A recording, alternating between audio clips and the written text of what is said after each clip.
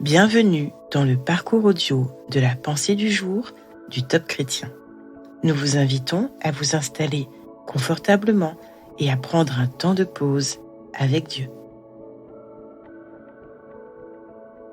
L'importance de la fidélité individuelle de John Roos. Ce jour-là, Déborah chanta le cantique que voici avec Barak. Les chefs se sont mis à la tête du peuple en Israël et le peuple s'est montré prêt à combattre. Bénissez-en l'Éternel. Juges chapitre 5, versets 1 et 2. Opprimé par les Cananéens, Israël a crié à Dieu pour obtenir de l'aide.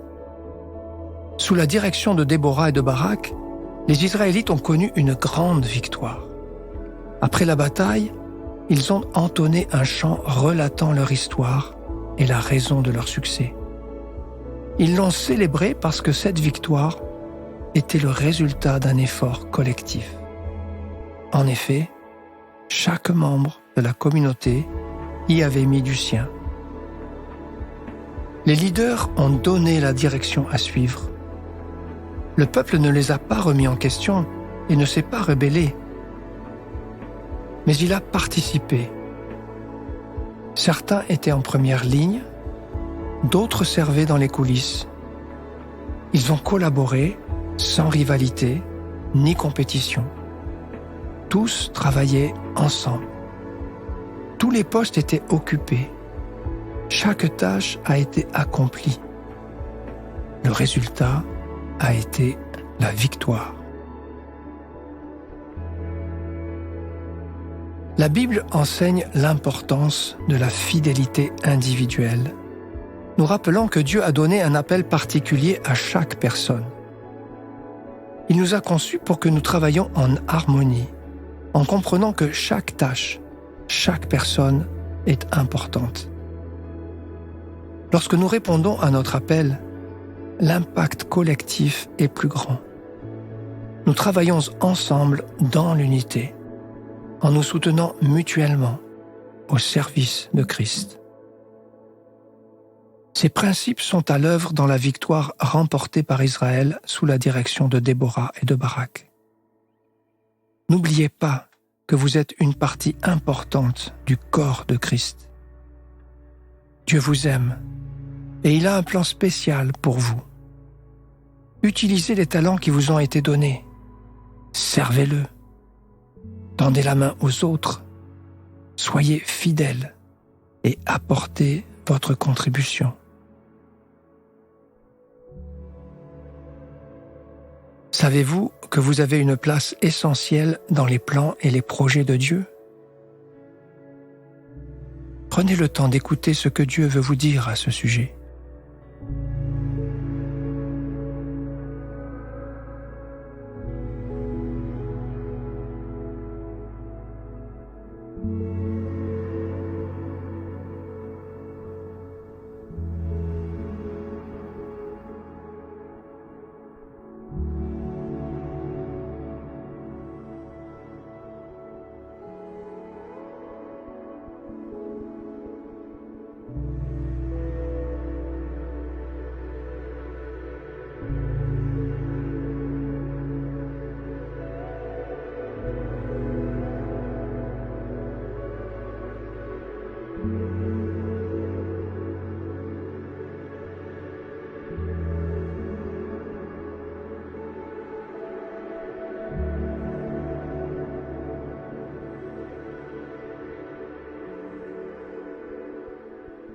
Prier, c'est simple.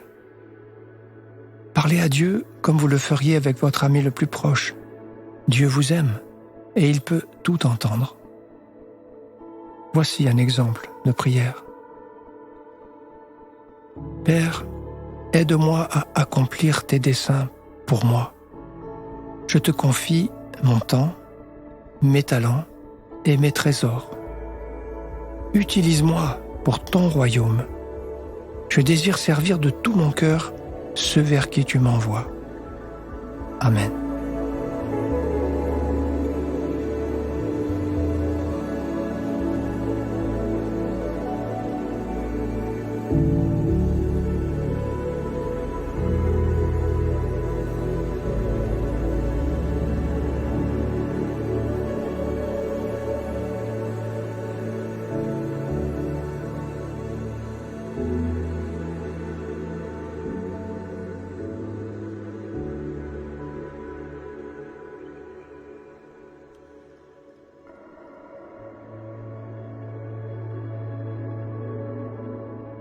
Louer Dieu, c'est lui exprimer notre reconnaissance.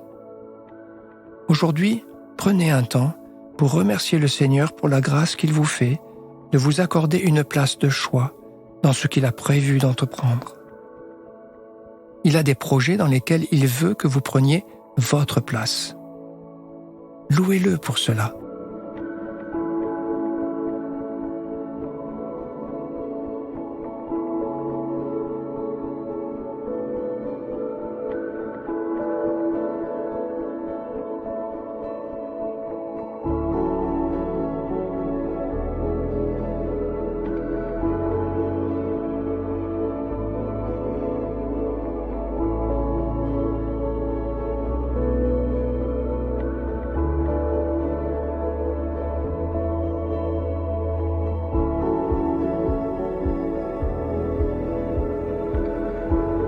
À présent, quoi de mieux qu'une action concrète pour voir que ce principe est réel? Si vous ne savez pas encore ce que Dieu attend de vous, commencez à faire une liste des choses que vous aimez et que vous savez faire.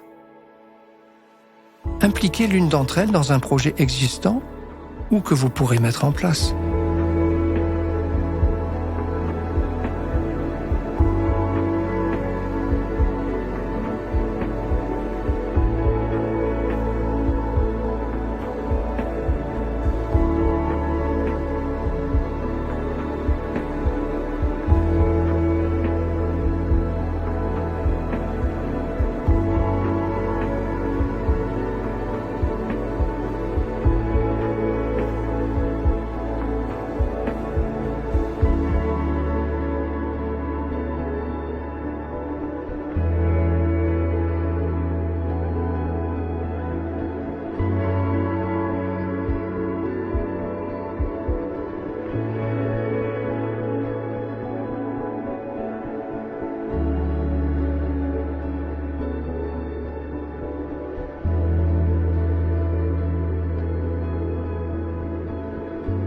Notre parcours du jour se termine. Prions ensemble afin d'honorer notre Dieu. Mon Dieu, tu aurais pu faire tout sans moi, mais tu as choisi de m'impliquer dans tes projets. Tu es merveilleux. À toi soit le règne, la puissance et la gloire. Amen.